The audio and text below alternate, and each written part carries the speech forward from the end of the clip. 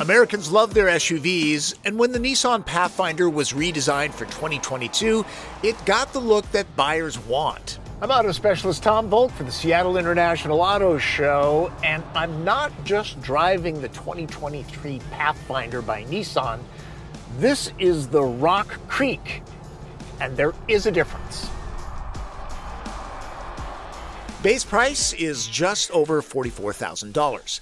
The only real option available is two-tone paint at $795, so this loaded one in Scarlet Ember and Super Black stickers for $44,900 with delivery.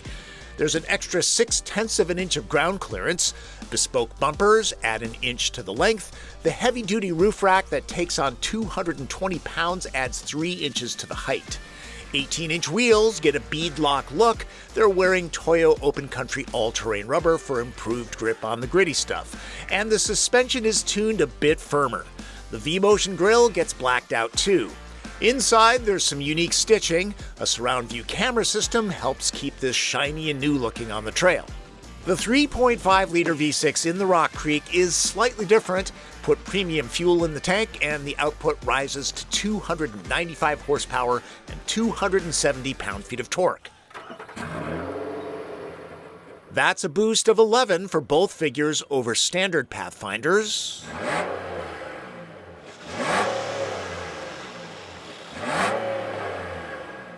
Don't forget, Nissan ditched the continuously variable transmission for a 9-speed. Cog swaps are done up here. There's hill descent mode and 7 drive modes, the same as any Pathfinder equipped with intelligent 4-wheel drive, nothing extra happening there. Rock Creek gets a standard tow package for tugging 6,000 pounds. Let's start with some off-roading. This front-facing camera, that's pretty nice to have. There's no extra protection for the oil pan and expensive drivetrain components. I'm careful not to prang those.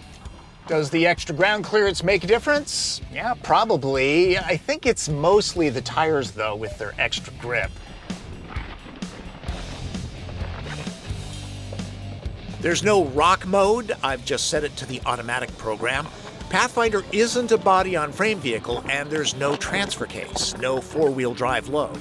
Look, are people going to really take their Rock Creeks on terrain like this? Probably not, okay? They'll do this with a Wrangler, but not with a crossover. See? Not that it makes any difference in this situation, but approach, departure, and breakover angles are all improved a smidge with Rock Creek. So here's the deal. I've driven the regular Pathfinder in some light off-roading conditions, the kind of stuff that the people that own this rig will actually do, and it's fine. Let me show you some of that stuff. Considering what manufacturers have shared with me, the vast majority of people plunking down 45 grand on the Rock Creek would probably stay clear of that nasty stuff and do something more like this. Nissan was trying to simulate a poorly graded Forest Service road at this event. The normal Pathfinder scampered around without any problems. And knowing what I know, most Pathfinders, Rock Creeks included, will never see duty like this. But good to know that it can handle it. Inside, this model looks a little different than other Pathfinders. Again, there are no real options available, just paint choices.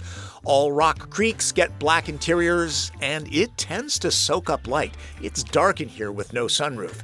The heated seats are comfortable for the long haul with fabric that's grippy and breathable. That's synthetic leather on the sides, by the way. All Pathfinders have great utility with large storage areas that are well thought out. The door pockets will take on water bottles much bigger than this. A decent-sized backpack stash is here. Materials look appropriate for a vehicle in this class. For a spendier look, move up a model or two. Rock Creek is strictly a 7-passenger vehicle, and the mid-row does the kind of stuff that you'd expect from a 3-row SUV. Knee, leg, and footroom are what you make it. Lots of space for your noggin, too. These chairs are not heated. Move up to a different Pathfinder if friends and family complain.